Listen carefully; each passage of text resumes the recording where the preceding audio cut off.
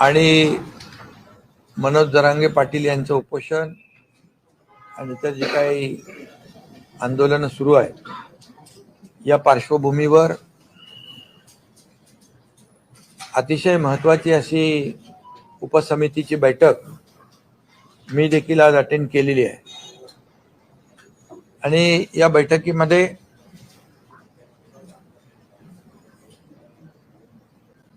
अतिशय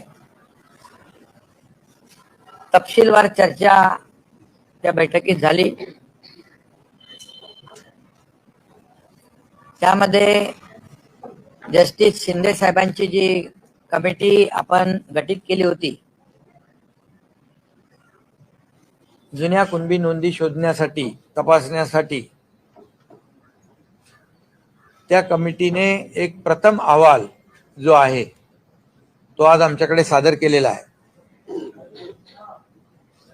तो उद्या आम्ही कॅबिनेटमध्ये घेऊन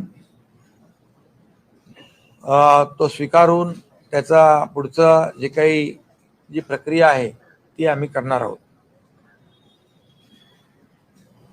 जस्टिस शिंदे कमिटीमध्ये जवळपास 1,72,00,000 कागदपत्रांची केसेसची तपासणी झाली आणि त्यामध्ये 11,530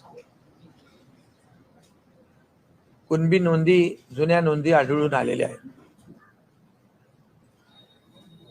आणि त्यांनी संपूर्ण सविस्तर अहवाल देखील सादर केला आणि फार जुने रेकॉर्ड तपासले. त्याच्यामध्ये काही रेकॉर्ड्स उर्दू मधले, काही मोडी लिपीमध्ये देखील सापडले. आणि पुढे देखील त्यांनी हैदराबादमध्ये जे जुने पुरावे, नोंदी, त्या कागदपत्रांसाठी विनंती केलेली आहे. आणि त्याच्यामध्ये देखील त्यांचं म्हणणं आहे की आणखी काही नोंदी सापडतील म्हणून त्यांनी 2 महिन्याची आपल्याला सरकारकडे मुदत मागितली.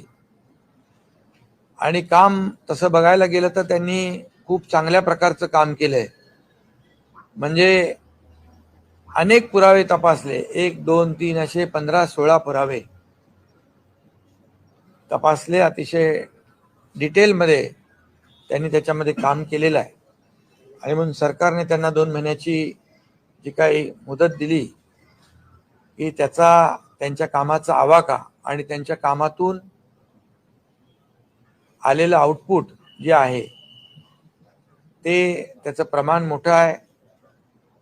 तरी सुद्धा त्यांना आम्ही सांगितलेलं आहे, विनंती केली आहे की 2 महिन्याचा अवधी असला तरी सुद्धा लवकरात लवकर आपला रिपोर्ट सादर करा, अंतिम रिपोर्ट. पण हे जे 1,73,00,000 कागद तपासलेत, केसेस तपासल्यात आणि 11,530 याच्यामधून नोंदी सापडल्यात, ही देखील एक समाधानकारक बाब आहे. आणि म्हणून त्यांना देखील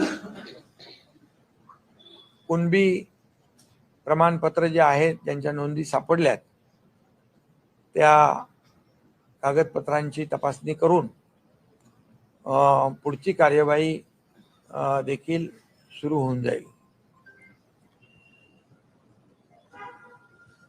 दुसरं, हा एक भाग झाला जस्टिस शिंदे कमिटीचा.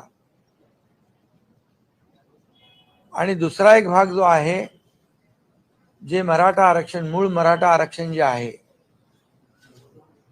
हे सुप्रीम कोर्टामध्ये जे रद्द झालं त्यावर देखील सरकार काम करतंय. आणि क्युरेटिव्ह पिटिशन मध्ये सुप्रीम कोर्टाने ड्यू प्रोसेस मध्ये मॅटर लिस्टिंग करून आम्ही ऐकू अशा प्रकारचे एक विंडो सुदैवाने ओपन झालेला आहे. आणि त्यावर देखील काम सरकारचं युद्ध पातळीवर सुरू आहे.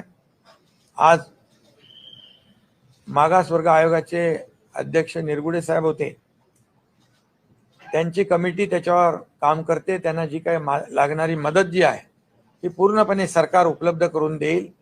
आणि रिजन वाईज त्यामध्ये ज्या तज्ज्ञ संस्था आहेत, या तज्ज्ञ संस्था त्यामधून त्यांना मदत करतील. पूर्ण मॅन पॉवर, जे जे काय आवश्यक असेल स्टाफ, आणि ज्या संस्था विश्वसनीय संस्था आहेत, ज्यांनी यापूर्वी देखील काम केलेलं आहे, अशा संस्थांच्या माध्यमातून युद्ध पातळीवर ते इम्पिरिकल डेटा जो आहे तो त्याचं एक्सरसाइज आणि गोळा करण्याचं काम होईल.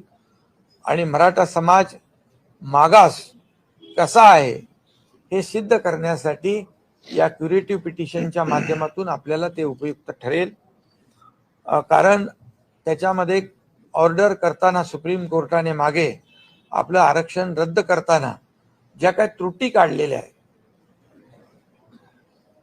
त्या त्रुटी दूर करण्यासाठी देखील आज आम्ही जस्टिस निवृत्त न्यायाधीश गायकवाड साहेब, निवृत्त न्यायाधीश भोसले साहेब आणि जस्टिस शिंदे साहेब याची एक ॲडवायझरी बोर्ड म्हणून ती एक आम्ही स्थापन केलंय.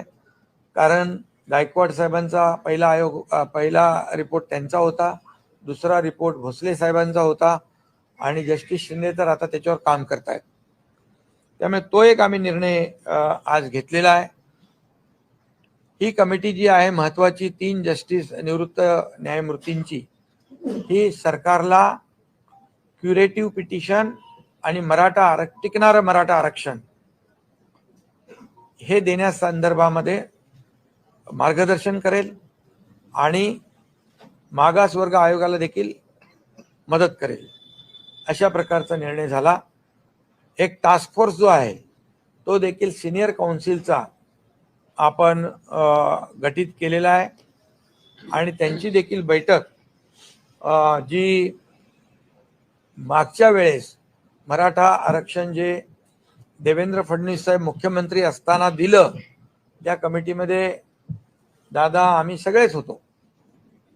आणि त्यात देखील जे काही तज्ज्ञ आहेत, त्या तज्ज्ञांनी मराठा आरक्षण मिळवून देण्यासाठी, हायकोर्टमध्ये टिकवण्यासाठी जे काही काम केलं, त्यांची देखील बैठक टास्क फोर्सचे जे आपले वकील आहेत किंवा आपली जी बाजू सुप्रीम कोर्टामध्ये मांडणार, त्यांची देखील बैठक तातडीने घेण्याचा निर्णय आम्ही घेतलेला आहे. आणि एकंदरीत हा डाटा गोळा करण्यासाठी रिजन वाईज म्हणजे टाटा इन्स्टिट्यूट असेल, गोखले इन्स्टिट्यूट आहे, असे अनेक जे काही नामवंत आहेत, विश्वसनीय संस्था आहेत, त्यांची मदत आम्ही या ठिकाणी घेणार आहोत. आणि ज्यांना या बाबतीमध्ये, ज्यांनी मगाशी मी म्हटलं की मागच्या वेळेस जे आरक्षण दिलं आणि हायकोर्टामध्ये त्याला चॅलेंज झालं, पण हायकोर्टामध्ये देखील ते टिकवलं, आणि त्यामध्ये ज्यांनी सहभाग घेतला, योगदान दिलं, त्यांची देखील मदत आम्ही घेतोय. खरं म्हणजे हा मुद्दा फार जुना आहे, 1980 पासूनचा. असा असला तरी सुद्धा या मुद्द्याला, मराठा आरक्षणाला खऱ्या अर्थाने चालना दिली ती देवेंद्र फडणवीस साहेब मुख्यमंत्री होते त्यावेळेस दिली. आणि त्यावेळेस मराठा समाजाला आरक्षण आपण सरकारने दिलं. हायकोर्टामध्ये त्याला चॅलेंज झालं. ते टिकवण्याचं काम आपल्या सरकारने आणि या सर्व तज्ज्ञ लोकांनी केलं. सुप्रीम कोर्टामध्ये अपील झाल्यानंतर दुर्दैवाने ते आरक्षण रद्द झालं. दुर्दैवानेच म्हणेन मी, कारण त्या ह्याच्यामध्ये त्यावेळेस सुप्रीम कोर्टाने काही त्रुटी आणि ऑब्झर्वेशन नोंदवले. त्यामध्ये त्याला आपण कोर्टाला त्यावेळेस कन्व्हिन्स त्यावेळेचे जे कोणी असतील ते करू शकले नाहीत.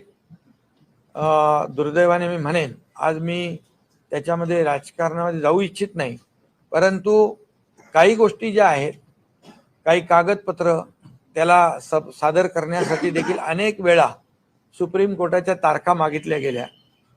अनेक वेळा काही असंही घडलं की मराठीतलं इंग्लिशमध्ये ट्रान्सलेट करणं हे देखील त्यालाही विलंब झाला, किंबहुना त्याच्यामध्ये देखील त्रुटी राहिल्या. या सगळ्या कारणांमुळे जे सुप्रीम कोर्टाने रद्द केलेलं आरक्षण जे आहे, हे आरक्षण आताच्या क्युरेटिव्ह पिटिशनमध्ये त्याच्या त्रुटी दूर करण्याचं काम आणि मराठा समाज मागास कसा आहे हे सिद्ध करण्याचं काम वार फुटिंगवर, युद्ध पातळीवर आमचं सरकार करेल. आणि टिकणारं, कायद्याच्या चौकटीत बसणारं आरक्षण जे आहे हे देण्यासाठी सरकार कटिबद्ध आहे. सरकारने जबाबदारी घेतलेली आहे. सरकारची जबाबदारी मी जाहीरपणे व्यक्त केलेली आहे. आणि त्यामुळे आणि त्याचबरोबर उद्या मनोज जरांगे पाटील यांचे काही प्रतिनिधी देखील अशी चर्चा आपली उपसमिती आणि आपले अधिकारी देखील करतील. तशा प्रकारची त्यांना देखील विनंती आमचे डिव्हिजनल कमिशनर, कलेक्टर करतील. माझी एवढीच विनंती आहे की 58 मोर्चे गेल्या वेळच्या आरक्षणाच्या वेळे या राज्यामध्ये निघाले. अतिशय शिस्तबद्ध पद्धतीने ते मोर्चे निघाले. त्या मोर्चाला कुठेही गालबोट लागलं नाही आणि त्यामुळे लाखांचे मोर्चे काढून देखील कुठेही न्याय व्यवस्था, राज्यातली शांतता, जी काही कायदा सुव्यवस्था जी आहे ती धोक्यात आली नाही. परंतु दुर्दैवाने आज काही ठिकाणी मराठा समाज शिस्तप्रिय आहे, शांत आहे, हे त्यांनी दाखवून दिलं मागच्या आरक्षण मिळण्यापूर्वी.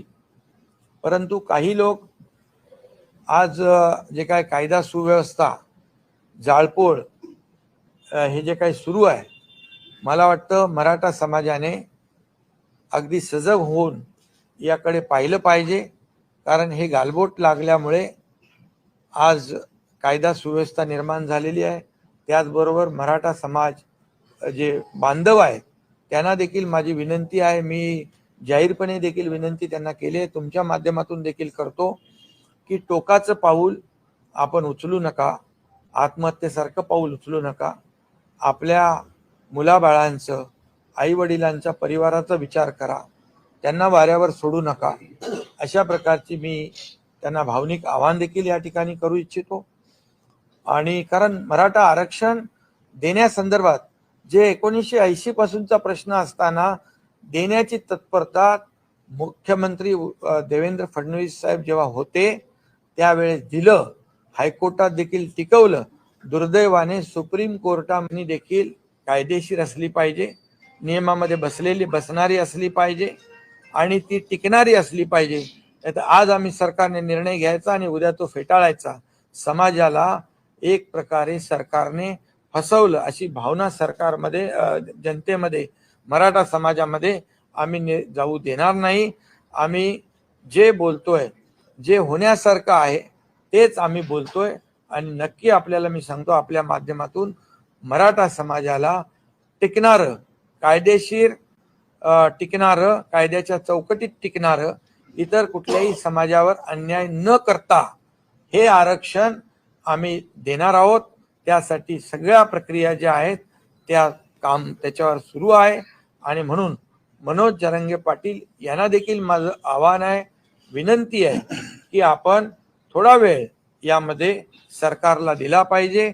सरकारचं काम जे तुम्ही कुणबी दाखल्याचं जी मागणी केली, जस्टिस शिंदे अतिशय चांगल्या प्रकारचं काम करतात, त्यांनी त्याच्यातून आउटकम आपल्याला दाखवलेला आहे. त्यामुळे त्यांनी देखील, मनोज जरांगे पाटील यांनी स्वतःची काळजी घेतली पाहिजे. त्यांच्याही काळजीची, आम्हाला तब्येतीची चिंता आहे. त्यांनी वैद्यकीय उपचार घेतले पाहिजे, पाणी घेतलं पाहिजे, त्यांनी हॉस्पिटलची जी काही ट्रीटमेंट आहे ती घेतली पाहिजे. कारण शेवटी कुठेही आम्हाला, सरकारला देखील त्यांची चिंता आहे. त्यांच्या तब्येतीची चिंता आहे. त्यांनी जो काही मागास मराठा समाजासाठी जो लढा उभारलेला आहे, सरकारने तो गांभीर्याने घेतलेला आहे. सरकार पूर्णपणे या मराठा समाजाच्या आरक्षणाच्या बाबतीमध्ये अतिशय गंभीर आहे आणि म्हणून आज सर्व लोकांची एक महत्त्वाची बैठक आम्ही या ठिकाणी बोलावलेली आहे आणि त्यामध्ये पूर्णपणे आपल्याला सुदैवाने की 2 मार्गाने आपण या मराठा समाजाला न्याय देण्याचा निर्णय घेतलाय. जुन्या कुणबी नोंदी आणि क्युरेटिव्ह पिटिशनच्या माध्यमातून रद्द झालेलं आरक्षण हे देण्यासंदर्भात अतिशय युद्ध पातळीवर काम सुरू आहे. पण आपण झटकन हा निर्णय घ्या किंवा हा निर्णय घेऊ नका असं आपण करू शकत नाही, कारण जो निर्णय सरकार घेईल तो टिकाऊ असला पाहिजे, टिकणारा असला पाहिजे, कायद्याच्या चौकटीमध्ये बसणारा असला पाहिजे आणि त्याचे फायदे जे आहेत हे कायमस्वरूपी मराठा समाजाला मिळाले पाहिजे, अशा प्रकारची आमची भूमिका आहे. आणि त्याचबरोबर आज बैठकीमध्ये असाही निर्णय आपण घेतला की हा जो काही अहवाल जस्टिस शिंदे साहेबांचा आहे, हा उद्या आपण कॅबिनेटमध्ये स्वीकारल्यानंतर आपले महसूल मंत्री, संबंधित तहसीलदार असतील, जिल्हाधिकारी असतील, यांच्याबरोबर VC वरून बोलून हे जे काही ज्यांच्या जुन्या नोंदी आहेत त्या जुन्या नोंदी त्या ज्यांच्या सापडलेल्या आहेत त्या तात्काळ त्याची कागदपत्र तपासून त्यांना जे दाखले देण्याची प्रक्रिया देखील जी आहे ही सुरू करण्याचा देखील आपण निर्णय घेतलेला आहे. आणि हा निर्णय आज आपण नव्याने घेत नाही. हा निर्णय 2004, 2007 आणि 1967चा आहे. त्यामुळे मला वाटतं या सगळ्या दोन्ही बाजूतून आपण पुढे जातोय आणि म्हणून आज या आंदोलनाला कुठेही गालबोट लागता कामा नये याची काळजी देखील मराठा समाजाने घेतली पाहिजे की या मराठा समाजाच्या आडून कुणी अशा प्रकारचं ज्या घटना होत आहेत त्या घडवू इच्छित आहे का याचा देखील मराठा समाजाने विचार केला पाहिजे. आणि राज्यातील जनतेला देखील मी शांततेचं आवाहन करतो, कारण राज्यामध्ये कायदा सुव्यवस्था शांतता अबाधित राखणं सरकारची जबाबदारी जशी आहे तशी नागरिकांची आहे आणि आपल्या सर्वांची आहे. त्यामुळे या सगळ्या आंदोलनाला मराठा समाजाच्या कुठेही गालबोट लागू नये याची काळजी मला वाटतं मराठा समाजाने, मराठा क्रांती मोर्चाने आणि मनोज जरांगे पाटील यांनी देखील घेतली पाहिजे. सरकार तर घेतेच आहे आणि म्हणून सगळ्यांना मी शांततेचं देखील आवाहन करतो, विनंती करतो पुन्हा एकदा की मनोज जरांगे पाटील यांनी जे काही उपचार असतील, पाणी असेल, जेवण असेल, हे घ्यावं आणि सरकारला थोडा अवधी निश्चितपणे दिला पाहिजे, कारण जो अवधी आपण वाढवून दिलेला आहे त्याच्यातून आपल्याला मोठ्या प्रमाणावर जुन्या नोंदी निष्पन्न होत आहेत. आणि म्हणून आणि त्याचबरोबर क्युरेटिव्ह पिटिशनचं देखील मी आपल्याला वस्तुस्थिती सांगितलेली आहे. सुदैवाने ती विंडो देखील आपल्यासमोर ओपन झालेली आहे आणि त्यासाठी आपण जे जे काय करायचं ते करणार आहोत.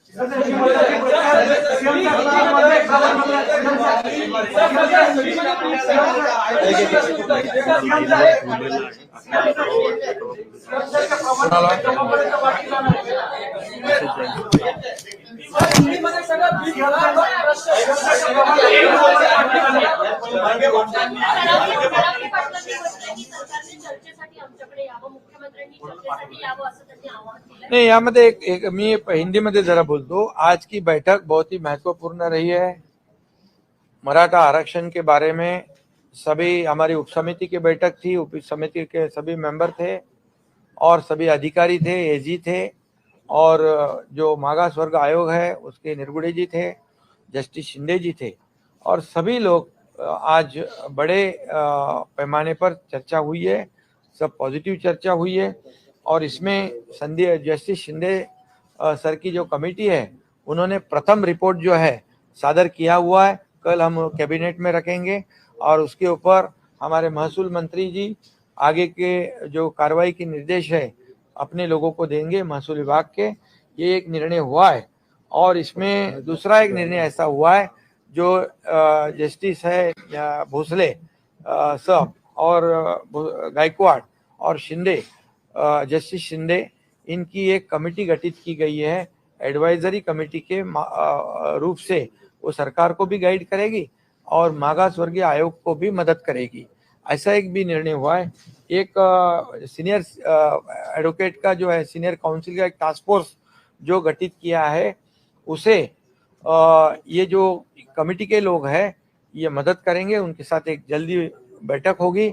और जिन्होंने जब देवेंद्र फडणवीस जी मुख्यमंत्री थे तब जो आरक्षण दिया था और वो जब चैलेंज हुआ हाईकोर्ट में, तब कई ये इस मराठा आरक्षण में जिन्होंने काम किया, जो तज्ञ लोग हैं, जो अनुभवी लोग हैं, उनके साथ भी बैठक वहां पर करने का फैसला किया है ताकि वो भी अपनी कुछ सुझाव दे सकते हैं। और इसके बाद जो जस्टिस शिंदे कमेटी का अभी मैंने कहा कि अहवाल सबमिट कर रहे हैं और उनको जो मोहलत उन्होंने मांगी थी 2 महीने की, क्योंकि उनसे उनकी कमेटी बहुत ही डीपली काम कर रही है और जो एविडेंस है जो पुराने वो ढूंढ रही है और इसलिए उन्होंने 2 महीने का समय मांगा। इसमें उनका कहना है कि और कुछ जो पुराने दस्तावेज है, पुराने जो पुरावे हैं वो मिलेंगे तो और ज्यादा मराठा समाज को न्याय मिल सकता है। इसलिए उनको कहा कि 2 महीने दिए हैं लेकिन जल्द से जल्द अपना अंतिम अहवाल भी वो सादर करें, ऐसी विनती उनसे हमने की है। ये एक तरफा हुआ है। उन्होंने 1,70,00,000 लोगों के कागजात देखे हैं, उसमें से 11,530 पुरानी जो नोंद है, पुराने जो उनके एविडेंस है वो मिले हैं उसमें, जिससे मराठा समाज को निश्चित रूप से फायदा हो जाएगा। और दूसरी तरफ जो सुप्रीम कोर्ट में ये जो मराठा आरक्षण जो मुख्यमंत्री देवेंद्र फडणवीस जी के जमाने में हम लोग साथ में ही थे, सब चंद्रकांत पाटिल जी है, हम लोग सब थे, और वो जो हाईकोर्ट में जब चैलेंज हुआ तो हाईकोर्ट में उसको प्रोटेक्ट किया, हाईकोर्ट ने कंफर्म किया और दुर्भाग्यवश सुप्रीम कोर्ट में वो रिजेक्ट हुआ। अभी वहां पर जो हुआ है, जो त्रुटियां है, जो खामियां सुप्रीम कोर्ट ने निकाली है, उसके ऊपर काम कर रहे हैं। और जो मराठा समाज बैकवर्ड कैसे है, ये जो एम्पिरिकल डेटा जो है वो कलेक्ट करने का काम शुरू है। जो बैकवर्ड कमीशन है, निरगुडे जी है, उसकी कमेटी काम करेगी। और दूसरी बात, जो ये जो कमेटी हमने गठित की है, justice Bhosale, justice Gaikwad, justice Shinde, ये कमेटी जो है सरकार को भी मार्गदर्शन करेगी मराठा आरक्षण के मुद्दे पर, और इनको भी जो बैकवर्ड कमीशन है उनको भी मदद करेगी। ऐसा ये तय हुआ है। और निश्चित रूप से मैं ये कहूँगा कि जो सुप्रीम कोर्ट में जो आरक्षण रिजेक्ट हुआ है इसके भी कई कारण है, लेकिन आज मैं इस राजनीतिक मुद्दे को दोहराना नहीं चाहता हूं, लेकिन वो पिछले सरकार का फेल्यूर है, इतना तो मैं जरूर कहूंगा। और वहां पर जो त्रुटियां खामियां है वो जो है उसको कैसे करेक्ट किया जाए, इसके लिए क्यूरेटिव पिटीशन में जब हमें सुप्रीम कोर्ट मौका देगा तो वो जो एविडेंस है, जो मराठा समाज कैसे सोशली और एजुकेशनली बैकवर्ड है, ये साबित करने का काम हमारी ये तज्ञ जो सीनियर काउंसिल है और ये बाकी लोग जो हैं अभी जो मैंने नाम लिए हैं वो मदद करेगी। और मैं इतना विश्वास के साथ कह रहा हूँ, दावे के साथ कह रहा हूँ कि जो मराठा आरक्षण जो है समाज को देना है वो नियम के अनुसार, जो टिकने वाला, जो कानून के दायरे में बैठने वाला ये आरक्षण देना, ये सरकार इसके लिए कटिबद्ध है, ये हमारी जिम्मेदारी है, उसके ऊपर हम काम कर रहे हैं। ये मैंने पहले भी कहा है और आज भी कह रहा हूँ सरकार के माध्यम से कि सरकार पूरी तरह इस मराठा समाज को आरक्षण देने में पूरी तरह गंभीरता से काम कर रही है। इसलिए मेरा अनुरोध है, जो मनोज जरांगे पाटिल और उनकी जो टीम है उससे भी अनुरोध है कि हमें भी उनके तबीयत की, उनके आरोग्य की चिंता है। उन्होंने ये जो अनशन है उसे हमें सरकार को थोड़ा समय देना चाहिए। सरकार को अगर समय देते हैं तो निश्चित रूप से इसमें से बहुत ही बड़ा एक निर्णय लोगों को मिल सकता है, ऐसी उम्मीद हमने रखी है। और आज राज्य में जो लॉ एंड ऑर्डर की सिचुएशन, जो दुर्दैवी घटनाएं घट रही है, इसे भी रोकने की आवश्यकता है। मराठा समाज के पिछले जब मोर्चे निकले थे, पिछले समय जब आरक्षण दिया था तो 58 मोर्चे निकले थे, लाखों लोग रास्ते पे आए थे, लेकिन बहुत ही डिसिप्लिन देखा गया और उसमें पूरे देश ने उसकी नोंद ली और पूरे देश ने एक महसूस किया कि मराठा समाज एक शिस्तबद्ध पद्धति से एक शिस्त प्रिय समाज है। ये लॉ एंड ऑर्डर को भी बनाए रखने में बहुत ही मदद करने वाला है, ऐसा अनुभव है। और इसलिए अभी जो कुछ घटनाएं हो रही है इसका भी विचार मराठा समाज के लोगों ने करना चाहिए, क्योंकि ये इसके वजह से आंदोलन को क्या कहते हैं, एक दूसरी दिशा में ये आंदोलन जा रहा है। इसलिए मैं इतना ही कहूँगा कि ये सभी लोगों ने सोचने की आवश्यकता है। सरकार अगर कुछ निगेटिव होती तो ऐसा करना हम समझ सकते थे, उचित था, लेकिन सरकार पूरी तरह से गंभीरता से इसमें काम कर रही है और हम लोग किसी को भी इस मामले में, मराठी में मैं कहूँगा की कोणाची फसवणूक, कुठल्याही समाजाची फसवणूक आम्ही करणार नाही। म्हणजे वेळेवर वेळ काढूपणा बिलकुल आम्ही करणार नाही। जे देणार ते टिकाऊ आणि नियमात बसणार आम्ही देणार आहोत। त्यामुळे मराठा समाजाने देखील त्यावर विश्वास ठेवला पाहिजे, टोकाचं पाऊल उचलू नये, अशा प्रकारची भूमिका जे आज चालू आहे। आज मराठा समाजातले नेते मराठा समाजाला आंदोलन देण्यासाठी प्रयत्न करतायत, परंतु त्यांनाच गावबंदी सारखे याला सामोरं जावं लागतंय आणि अशा प्रकारचं हे राज्याच्या हिताचं नाही। समाजामध्ये तेढ निर्माण होईल अशा प्रकारचा काही लोक प्रयत्न करतायत, याची देखील दखल मराठा समाजाने आणि मराठा नेत्यांनी या संघर्षातल्या घेतली पाहिजे आणि सरकारला वेळ दिला पाहिजे, एवढीच माझी विनंती आहे, एवढंच माझं सगळ्यांना आव्हान आहे।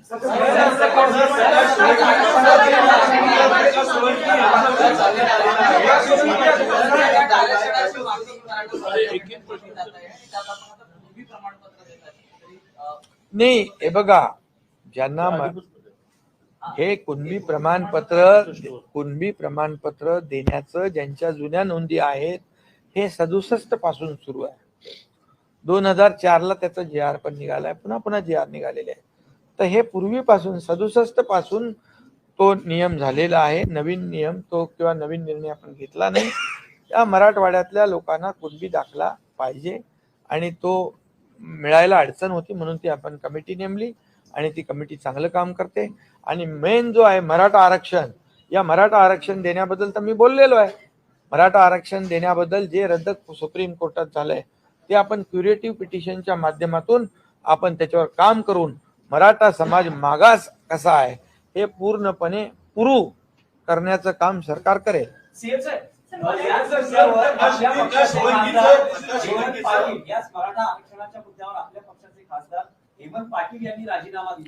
हे बघा, हेमंत पाटील यांच्याशी माझं बोलणं झालेलं आहे। मराठा समाज जेव्हा एखाद्याच्या समोर येतो, भावनिक होतो आणि त्या भावनेपोटी त्यांनी केला असेल, पण याच्यामध्ये एकच सांगतो तुम्हाला, आमच्या सगळ्यांचं, हेमंत पाटील काय किंवा इथं बसलेले सर्व काय, आमचा उद्देश एवढाच आहे की मराठा समाजाला लवकरात लवकर टिकणारं आरक्षण मिळालं पाहिजे।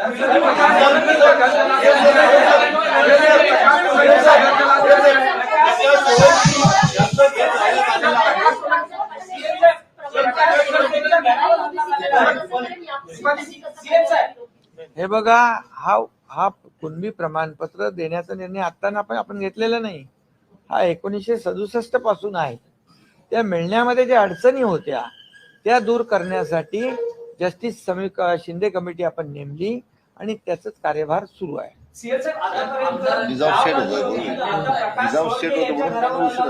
हा, आणि ते मराठवाडा माहित आहे निजामशाही होती तिकडे आणि त्यामुळे त्या पुरा मराठवाड्याचे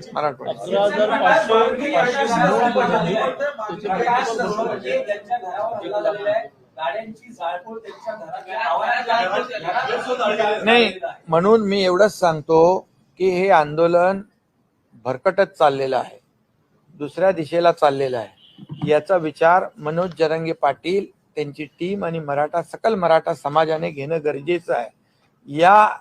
या आंदोलनामध्ये किंबहुना या मराठा समाजाला आरक्षण मिळवून देण्याच्या ज्या प्रक्रियेमध्ये जे नेते आहेत त्यांनाही देखील विचार करण्याची वेळ आहे की हे आंदोलन जे हिंसक का होत आहे, कारण याच्या मागे कोण आहे आणि हे आत्महत्येचं प्रमाण, आत्महत्या का होत आहेत याच्या मागे कोण आहे याचा विचार मराठा समाजातल्या नेत्यांनी केला पाहिजे. आणि अशा प्रकारची गावबंदी, जे नेते मराठा समाजाला आरक्षण मिळालं पाहिजे अशा भावनेतून काम करतायत, त्यांना जर आपण गावबंदी करू लागलो, आपापसामध्ये जर याच्यामध्ये मतभेद होऊ लागले, आपापसात संघर्ष होऊ लागला तर याला गालबोट लागेल. आणि मराठा समाजाची जी सहानुभूती आहे, मराठा समाजाबद्दल जे एक शिस्तीचं एक जगाने देशाने सगळं पाहिलेलं आहे त्याला गालबोट लागेल. आणि जी सहानुभूती आज मराठा समाजाच्या पाठीशी आहे, अशा प्रकारामुळे लोकांच्या मनामध्ये एक वेगळा म्हणजे त्याच्यामध्ये निर्णय म्हणजे एक सहानुभूती देखील कमी होऊ शकते.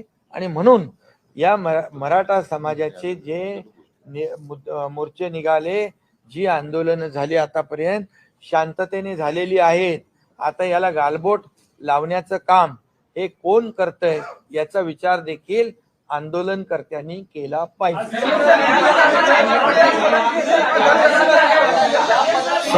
आणि तुम्हाला पण एक मिनिट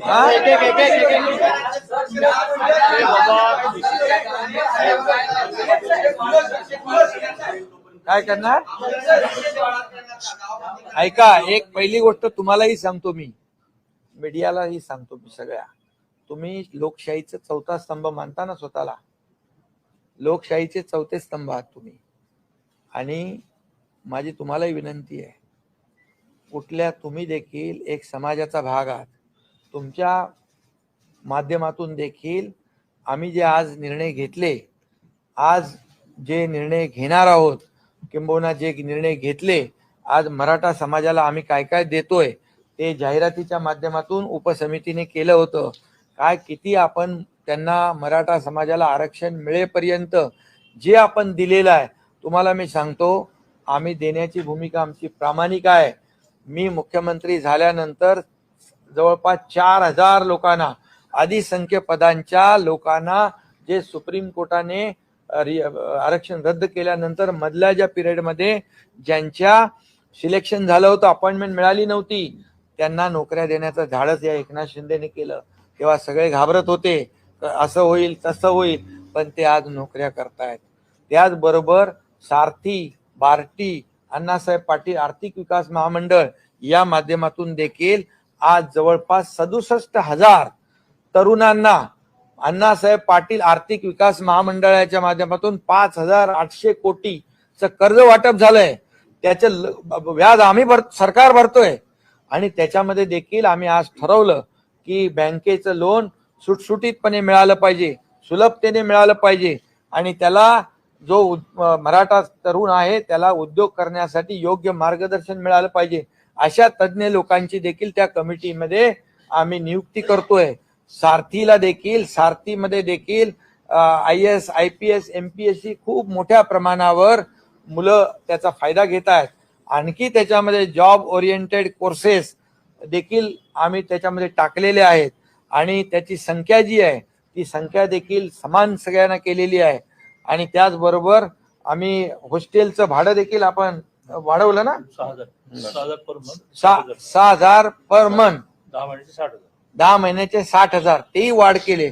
म्हणजे ज्या माध्यमातून मराठा समाजाला, इतर समाजाला, ओबीसीला ज्या सवलती मिळत आहेत त्या सवलती मिळाल्या पाहिजे यावर देखील कटाक्षाने आमचं सरकार काम करतंय. त्याच्यामध्ये कुठेही निधी कमी पडणार नाही आणि त्याच्यात आणखी जे जे काही अधिकच त्यांनी सजेशन द्यावं आंदोलनकर्त्यांनी, त्याचा देखील आम्ही विचार करून त्याचा अंतर्भाव करू. म्हणजे मराठा समाजाला आरक्षण मिळेपर्यंत हक्काचं हे देखील आम्ही त्याच्यावर देखील प्रभावीपणे अंमलबजावणी करतोय. जे फायदे जे आहेत त्याच्यात आणखी काय करता येईल तेही आम्ही करू. पण तुम्हाला देखील माझी विनंती आहे की समाजामध्ये काही अशा घटना घडतात त्याला आपण देखील माध्यमाच्या माध्यमातून किती वेळा प्रसिद्धी द्यायची. शेवटी राज्यामध्ये शांतता सुव्यवस्था राखण्याची जबाबदारी सरकारची जशी आहे, नागरिकांची जशी आहे, तशी तुमच्या मीडियाची पण आहे. तुमच्या मीडियानी पण याची दखल घेतली पाहिजे. तुम्ही ज्या माध्यमातून लोक शांततेचा मार्ग स्वीकारतील अशा प्रकारच्या देखील बातम्या तुम्ही आणि ही वस्तुस्थिती तुम्ही लोकांसमोर मांडली पाहिजे. आम्ही खोटं बोलणार नाही, खोटं काम करणार नाही, लोकांना बिलकुल फसवणार नाही. जे आम्ही करू ते एकदम फुलप्रूफ करू, टिकणारं करू आणि कायद्याच्या चौकटीमध्ये बसणारं करू हा विश्वास आम्हाला आहे. आणि या विश्वासाच्या जोरावरच आम्ही जाहीरपणे सांगितलेलं आहे आणि सरकार पूर्णपणे आज या मराठा समाजाच्या आरक्षण देण्याच्या पाठीशी आहे. काही इतर समाजाला कुठलाही धग न लागता, इतर समाजावर अन्याय न करता हे शक्य आहे आणि म्हणून ते आम्ही बोलतोय.